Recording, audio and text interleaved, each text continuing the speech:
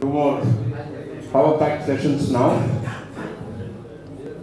We start with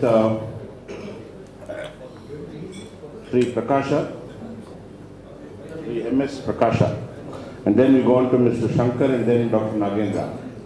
May we have you back please in the hall? I request everyone to come and be seated so that we can start the next session.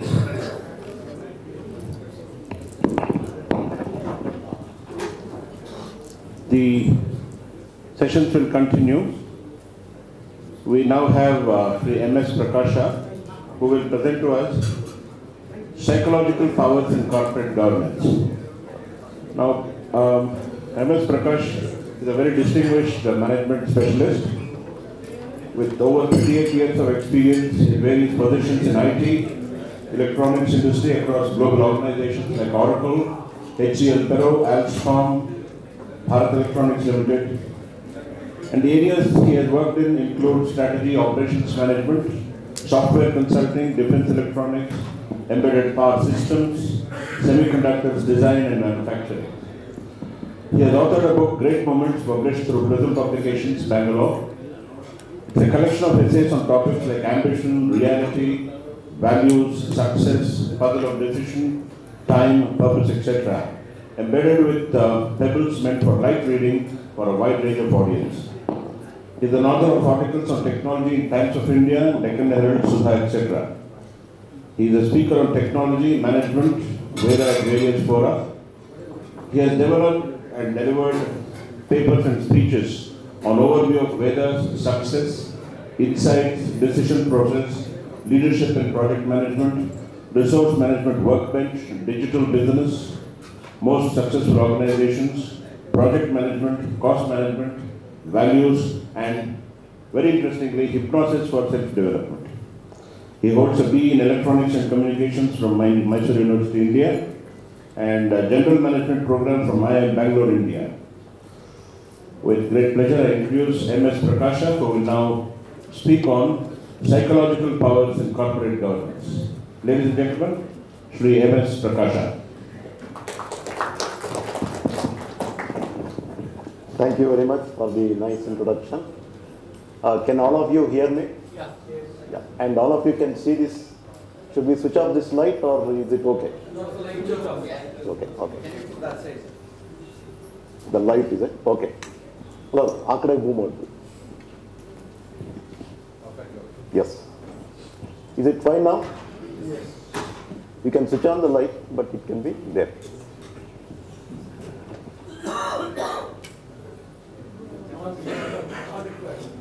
Huh? Okay. Fine. Either way. ಅಲ್ಲ ಯಾರಾದ್ರೂ ಬೇಕು ಅಂತ ಹಾಕೋಣ ಇಲ್ಲ ಬೇಡ photo ತೆಗೆಯೋದಕ್ಕೆ ಸರಿಯಾಗಿ ಕಾಣಲ್ಲ ಅಂತ ಹಾಕೊಂಡಿದ್ದಾರೆ. Okay. Good afternoon, ladies and gentlemen. He gave a long introduction. I don't know whether I deserve all that. I am a student of management, student of Veda, and student of so many topics. So today I am going to speak on this psychological powers in corporate governance. And we will also see how this is connected to Vedic mantras and Vedic knowledge.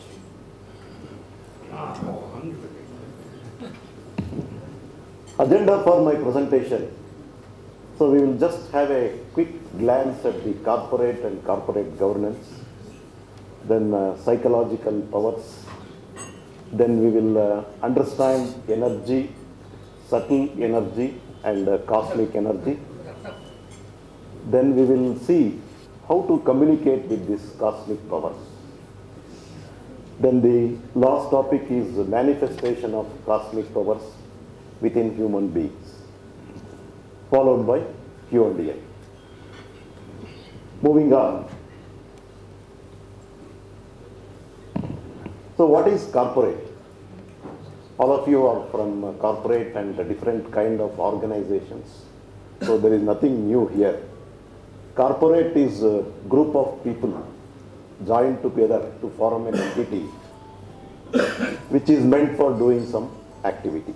It is an entity where group of people are together to do something.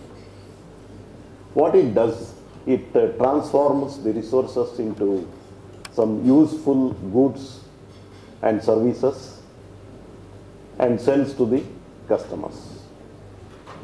All the corporates have to work within the legal framework set by the particular country. In India, the Ministry of Corporate Affairs, they define the framework for the working of the corporates. In always corporates, owners are different from the entity and have limited liability. This sentence is something interesting sentence. The owners are different than the corporate and they can be free from the liability of the corporate itself. So one very recent example we saw, our good friend Vijay Mallya, all his corporates went bankrupt, but he continues to be rich and he lives in a very luxurious home at London, and he is so rich and he is getting married for the third time, it seems. No, already happened. Already happened. So the owners can escape from the liability of the corporate with the present law what we have. In fact, the Ministry of Corporate Affairs is looking seriously into this law. It may change. Moving on, what is corporate governance? So it is a mechanism, process to control and direct the function of the corporate. It involves balancing of lot of things. So in the corporate we have employees. Employees wants more salary always. Management wants more salary, at the same time they want more profit. And the owners of the company, they want more profit. So the mechanism has to balance between all these things. At the same time, the customers wants the lowest price, the suppliers wants the highest price. So the governance model should be able to balance between all these things. The governance model also speaks about the distribution of authority and responsibility between the various participants in the corporate. A good governance is one which is very transparent, which is very responsible, which is very responsive, and always concerned about the environment. Its activity should not spoil the environment. And also they should meet the legal compliance. Moving on, who makes this governance model? Who runs the governance model? Who is benefited from this governance model? So naturally it is the management team, employees and the stakeholders. So who are these people? They are all human beings. So finally it boils down to the humans. So humans have made this model, humans run this model, humans are benefited from this model. So let us look at the behavior of humans. This picture probably defines how the human beings behave in various circumstances. It's a very simple diagram. We are always receiving the inputs through our five senses. So we are seeing something, we are hearing something, we are smelling something, we are tasting something, we are feeling something. These five inputs always comes to us. And we process those five inputs and produce some output. So this is the, in any circumstance we have gone through, this is the process which keeps on happening. So what are these outputs? It could be just a learning and knowledge which we keep for ourselves. It could be an action through a hand. Somebody abused you, probably you are using your hands, you are betting. It could be an action.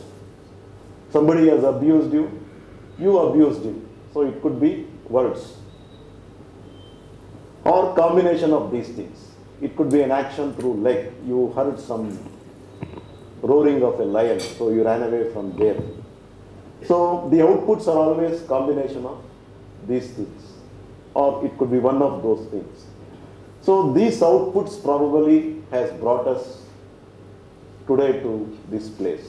How we behaved in these circumstances made us what we are today.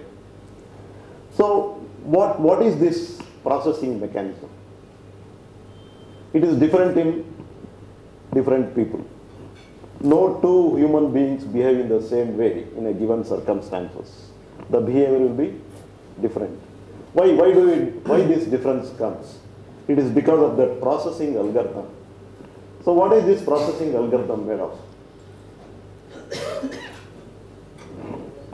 The psychological powers which we have developed or which have come from somewhere to us defines this processing algorithm.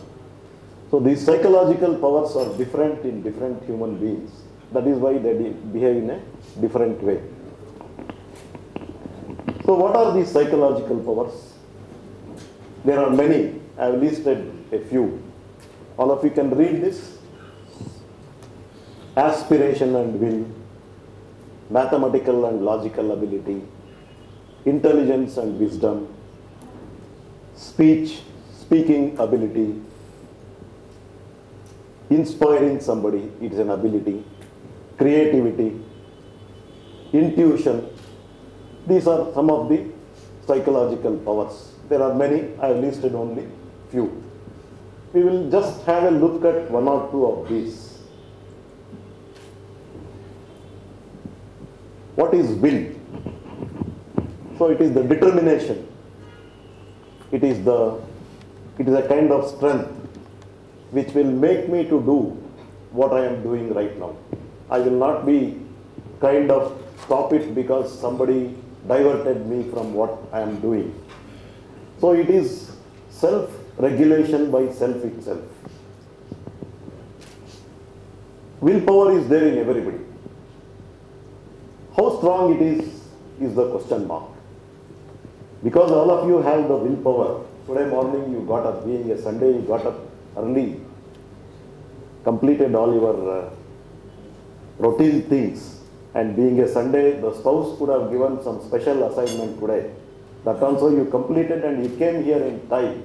So it proves that all of you have the willpower. But how strong is the willpower is the question mark. So somebody will get diverted from what he is doing. If someone says an activity, an interesting activity, an interesting film is going on and they are selling the tickets at very low price, so we will leave the work and go away.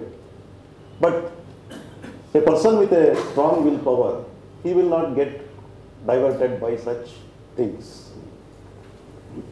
Then coming to aspiration. So aspiration is something, is an urge in us, which will make us to achieve something which is not there. It could be wealth, it could be fame, it could be some happiness, it could be anything. Aspiration is the one which drives us to achieve something. Moving on to the next. Intelligence and wisdom. So intelligence, most of you are aware. So it is the ability to reason out in a given situation, react, respond quickly, accurately to the given situation in all aspects, physical aspect, emotional aspect. The IQ is the measure of intelligence. So it takes you through a set of questions. So how much marks you score, that determines your intelligence level. But there is a new thinking in measuring the intelligence now. It is not enough that you have the mathematical and logical ability. There is something else called the emotional intelligence. So which will affect your behavior along with your basic abilities. So the intelligence is now the basic intelligence plus the emotional intelligence put together. What is wisdom? When intelligence is acted with values, it becomes the wisdom. So a very easy way of understanding the difference between the intelligence and wisdom, sometimes they appear to be very close. At the same time, sometimes they appear to be very far off. So how to understand the difference between the intelligence and wisdom? An easy way is, we know there are a lot of crooks in the world. How many are there? Can we name one or two? So what do you think about these crooks? Are they intelligent or not? They are extremely intelligent. The problem is they use their intelligence to own to their self-interest. They will be seeing how they can evade the tax, how they can evade the law, how they can escape the law. So they are extremely intelligent. They are much more intelligent than the average people. But unfortunately, they use the intelligence for the wrongdoings. Whereas the wise people, they use the intelligence for the benefit of the community, benefit of the nation, benefit of the universe.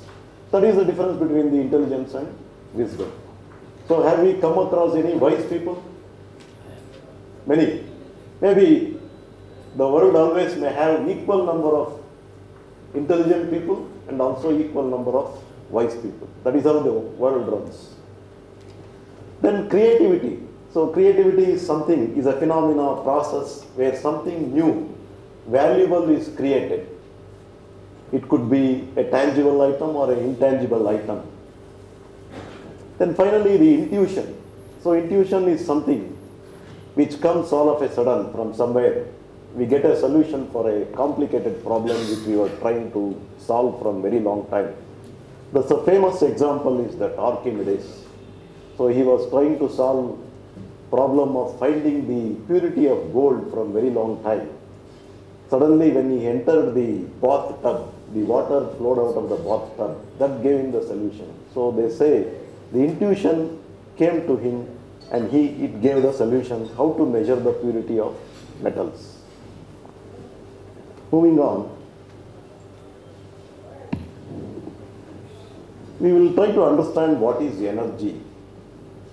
So probably in your high school days you have read this molecules, atoms and quarks theory, where you understood you take any material in the universe and keep on cutting into pieces, you will end up with a fine particle called as molecule.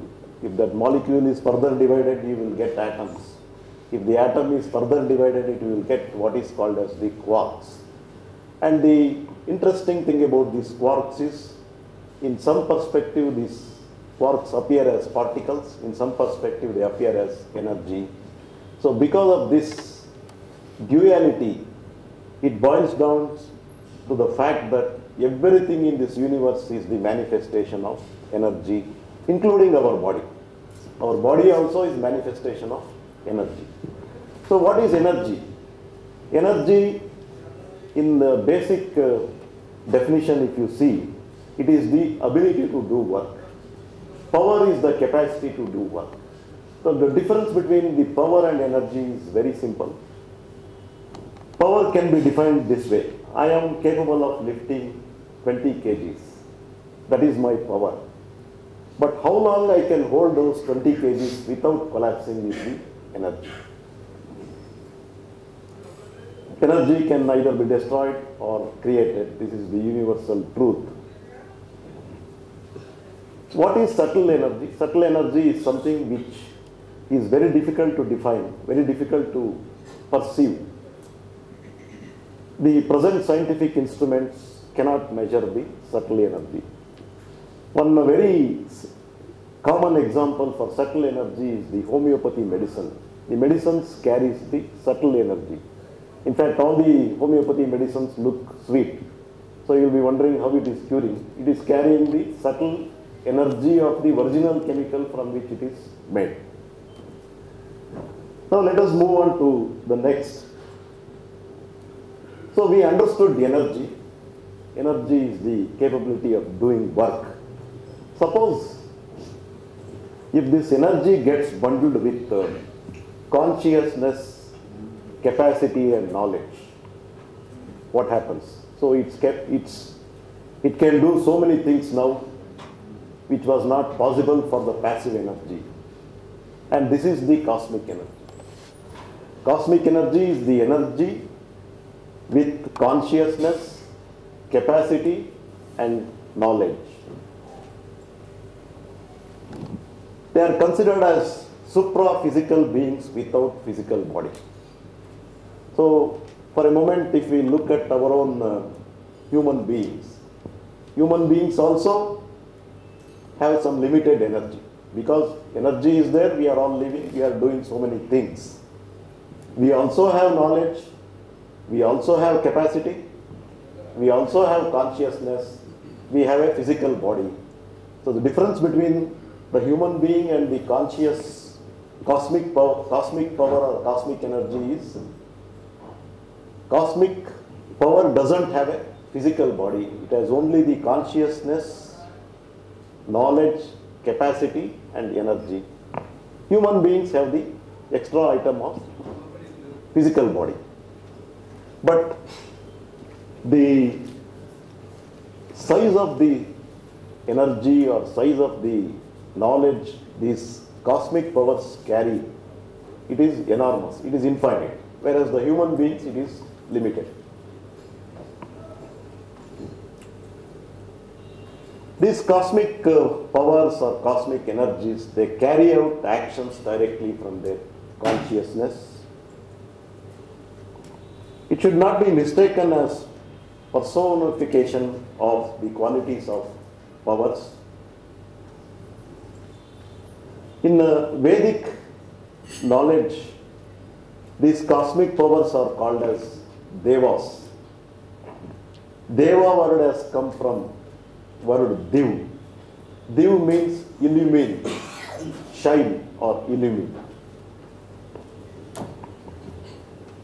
So before we look at the communication with the cosmic powers, we have to just quickly understand about this collection of Vedic mantras or Vedas.